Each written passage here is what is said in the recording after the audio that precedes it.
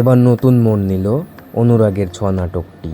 কি হলো, কিভাবে হলো জানতে চাইলে সম্পূর্ণ ভিডিওটি দেখতে থাকুন। আজকের এই ভিডিওতে আপনারা একটি নতুন চমক সম্পর্কে জানতে পারবেন, সো ভিডিওটি স্কিপ করবেন না।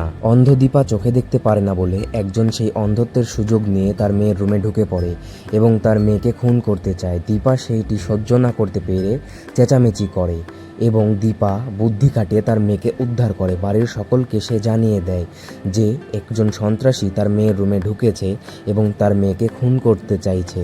বাড়ির তখনই সেখানে চলে আসে এবং দীপার মেয়ে রূপাকে বাঁচিয়ে নেয়।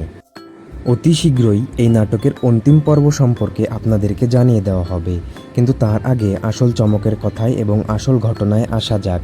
এই নাটকের আসল ঘটনা এই সন্ত্রাসকে নিয়েই ঘুরে ওঠে। দীপার মেয়ে রূপা কিছুদিন আগে খুনের কেসে ফেসে গেছিল, যার খুন করেছিল এই ছেলের নামে দোষ চাপাতে গিয়ে দীপার মেয়ে ফেসে যায়। যেই পর্বগুলো হয়তো আপনাকে দেখানো হয়নি, তবে সমস্যা নেই, আমরা আপনাকে সেই সম্পর্কে জানিয়ে দেব। তো এই খুনি সেটার প্রতিশোধ নিতে এসেছিল রূপার বাড়িতে এবং রূপাকে সে প্রতিশোধের আগুনে জ্বালাতে থাকে। তৎক্ষণাৎ অন্ধ দীপা সেটা বুঝতে পারে এবং বাড়ির সবাইকে জড়ো করে। এবং এই সকল কাহিনী আপনাদের যদি ভালো লেগে থাকে তাহলে চ্যানেলটিকে সাবস্ক্রাইব করে দিন। ধন্যবাদ ভিডিওটি দেখার জন্য।